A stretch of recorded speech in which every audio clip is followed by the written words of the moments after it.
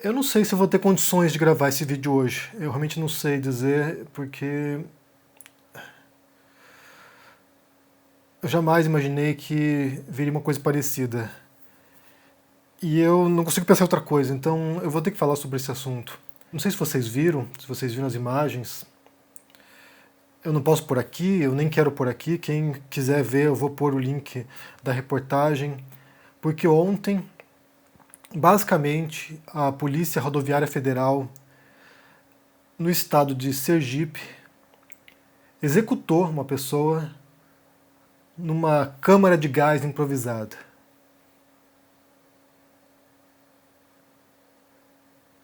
O que a vítima, que é o Genivaldo de Jesus Santos, um homem negro com deficiência mental, o que ele fez para ser executado, não sei. Aparentemente foi por ser abordado pela polícia, por não saber por que ele está sendo abordado e por reagir. E aí ele foi executado. Ele foi posto no camburão da polícia, a polícia jogou algum gás lá dentro e ele foi sufocado até morrer dentro da viatura. E sinceramente, isso é um colapso civilizatório, isso é o fim da picada, isso é inconcebível, inacreditável, é inaceitável. E, e recorda cenas, né, que a gente viu algum tempo atrás aí nos Estados Unidos do George Floyd, um homem negro americano que foi abordado pela polícia e foi estrangulado até a morte também, diante das pessoas. Esse caso do George Floyd rodou o mundo, levou a manifestações pelos Estados Unidos, levou a manifestações na Europa, pelo resto do planeta, levou inclusive manifestações no Brasil contra o racismo. E o mais triste é saber que essa cena do Genivaldo aí sendo executado numa câmara de gás não vai gerar a mesma comoção, a mesma revolta, a mesma indignação que levou um caso dos Estados Unidos. A gente pode até pensar aqui na diferença, né, que há entre a militância americana e o histórico, né, décadas de militância que eles tiveram, e a do Brasil, que é muito mais difusa, embora exista, embora tenha existido, mas que não tem a mesma organização e a mesma coordenação para, expressar a revolta diante disso. Mas o fato é que não, gente, é assim, inacreditável. E isso aqui mostra muitas coisas pra gente, né? Mostra muitas coisas pra gente. Mostra, por exemplo, né, uma tradição da polícia brasileira, que é uma tradição de brutalidade, que é uma tradição que também já é um legado histórico, é um legado da ditadura, é um legado anterior a isso, inclusive, de considerar certos segmentos da sociedade brasileira como se fossem sub-humanos. E um autor que fala muito sobre isso, que menciona nessa condição, é o Gessé Souza, que ele fala em seus livros sobre como no Brasil você tem uma subespécie de ser humano, uma subespécie de cidadão. E isso é claramente um legado da escravidão brasileira. A noção de que um homem negro pode ser morto pela polícia pelo simples fato de ser um negro pobre. Porque se essa mesma cena aí do camburão, saindo fumaça, a câmara de gás fosse com um branco, primeiro que nem sequer ocorreria, né? Essa cena para um branco já seria por si própria, inimaginável. Mas se ocorresse com branco, seria toda a sociedade brasileira agora comovida, revoltada e pedindo justiça. E daí tão absurdo quanto a cena do camburão é a nota canalha emitida pela polícia. Diz o seguinte aqui, olha, a Polícia Rodoviária Federal do Estado de Sergipe emitiu essa nota canalha. Na data de hoje, 25 de maio de 2022, durante a ação policial na BR-101, em Ubaúba, Sergipe, um homem de 38 anos resistiu ativamente a uma abordagem de uma equipe da Polícia Rodoviária Federal. Em razão da sua agressividade, foram empregados técnicas de imobilização e instrumentos de menor potencial ofensivo para sua contenção e o indivíduo foi conduzido à delegacia da Polícia Civil em Ubaúba. Durante o deslocamento, o abordado veio a passar mal e socorrido de imediato ao Hospital José Neilson Moura, onde posteriormente foi atendido e constatado o óbito. A equipe registrou ocorrência na Polícia Judiciária, que irá apurar o caso. A Polícia Rodoviária Federal em Sergipe lamenta o ocorrido e informa que foi aberto procedimento disciplinar para averiguar a conduta dos policiais envolvidos. É uma nota canalha porque tem cenas, não é como se alguém houvesse dito, ou como se fosse um relato dos policiais, tem cena do Genivaldo sendo executado, sendo morto na câmara de gás improvisada. E é claro que isso lembra, né, fatalmente, é inevitável a gente pensar nisso, lembra o nazismo, né? O nazismo.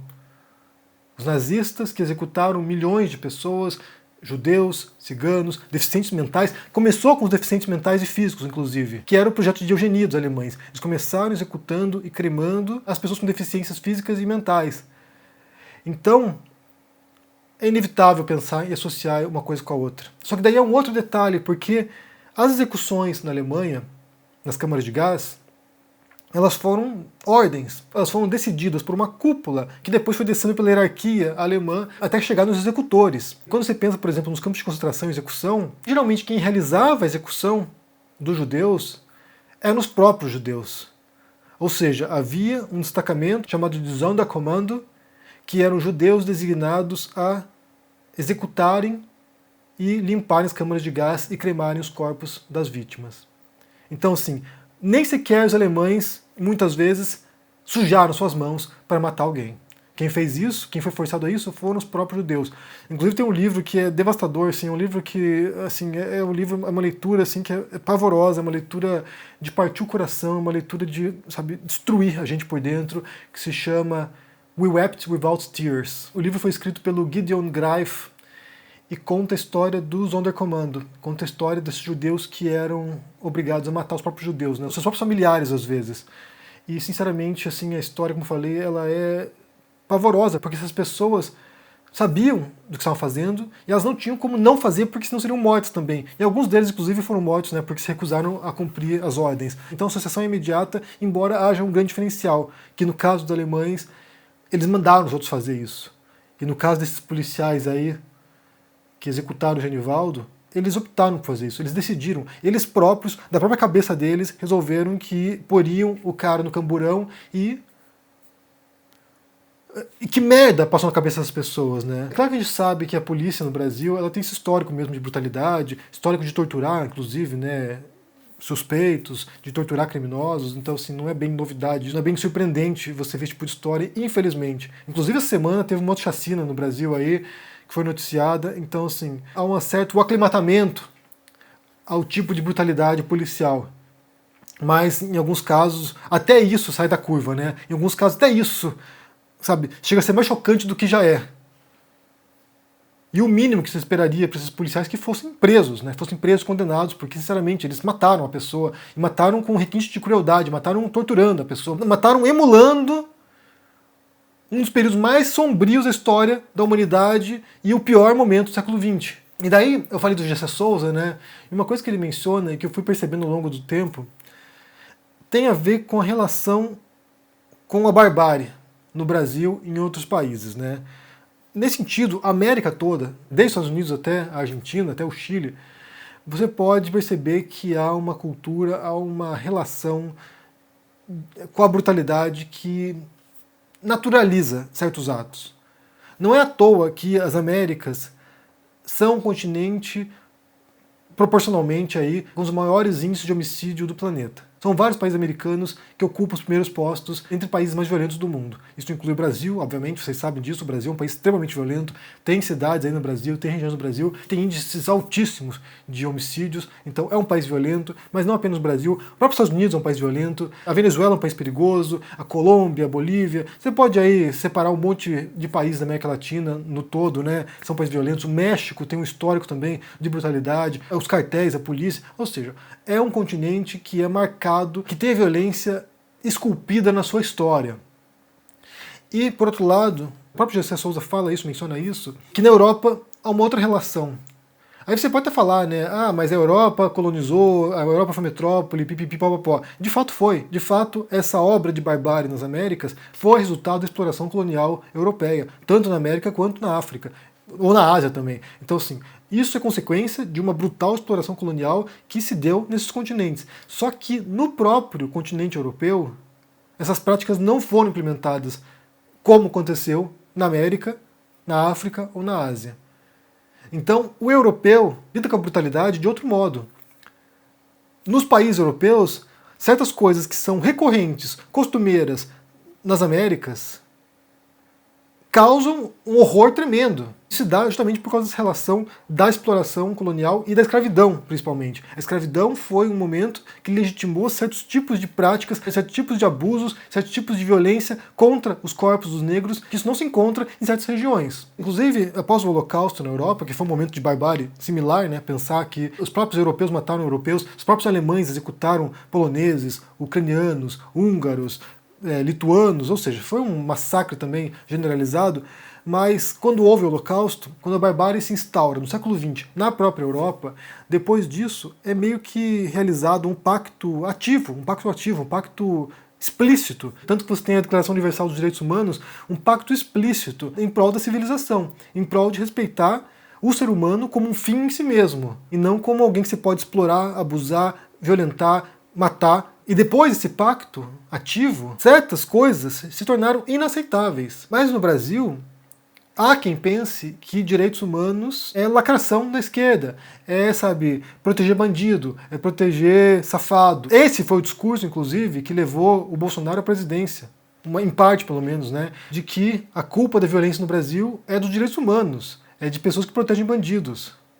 Que, na verdade, esses policiais aí executando o Genivaldo numa câmara de gás improvisada, eles só estão aplicando a lei, eles só estão sendo rigorosos com quem é infrator de alguma coisa. Como eu falei, a gente não sabe nem sequer do que o Genivaldo era suspeito. E segundo a reportagem aqui da Ponte, o sobrinho dele disse que ele ficou nervoso porque foi abordado, não sabia o que estava acontecendo, e quando tentaram algemá-lo, ele começou a se debater e começou a reagir. Então, sim, possivelmente o Genivaldo foi morto por nada, mesmo se ele fosse um criminoso. A lei existe para isso. A lei existe para punir os crimes das pessoas. E no Brasil não existe pena de morte na legislação. Existe pena de morte nas mãos de policiais. Aí sim, a pena de morte existe no Brasil, informalmente, com policiais atuando como se fossem executores, como se fossem carrascos, como se fossem, sabe, o verdugo dos criminosos, ou dos suspeitos, ou de negros pobres, mesmo sem ser suspeitos de nada. Só uma curiosidade, que não sei se vocês sabem, voltando aqui a falar sobre o Holocausto,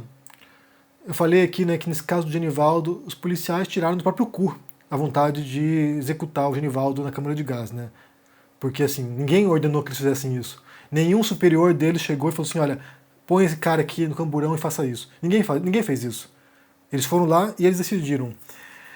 O que aconteceu na Europa também durante a Segunda Guerra Mundial, isso quando começou a perseguição aos judeus, a execução dos judeus também, foi que em certas cidades do leste europeu, na Polônia, por exemplo, os próprios cidadãos da cidade, por conta própria, decidiram linchar e matar os judeus. Por conta própria. Eles iam lá, pegavam os paus, as pedras e eles mesmos executavam os judeus sob o olhar dos oficiais da SS, que não mandaram que eles fizessem isso. Ficavam lá de braços cruzados, os nazistas, assistindo a execução, o linchamento público de judeus em cidades, em vilarejos poloneses. E isso foi se espalhando pelo leste europeu durante um período. Até que começou a execução sistemática, né? Primeiro os esquadrões da morte, que foram passando, fuzilando as pessoas, e depois tentaram buscar um método mais eficaz para eliminar as pessoas através das câmaras de gás. Mais eficaz, mais limpo, né? Não fosse tão evidente também, que pudesse ser oculto. Mas sinceramente, gente, assim, essa cena que eu vi hoje de manhã me perturbou muito mesmo. Eu não consigo pensar em outra coisa, assim. A gente fala de colapso civilizatório no Brasil, a gente fala, sabe, da barbárie no Brasil, a gente fala do retrocesso no Brasil, a gente fala, sabe, de certos medos que a gente tem em relação ao discurso oficial da extrema-direita no Brasil, que está no poder. A gente fala essas coisas todos os dias aqui, mas às vezes até esse horror surpreende.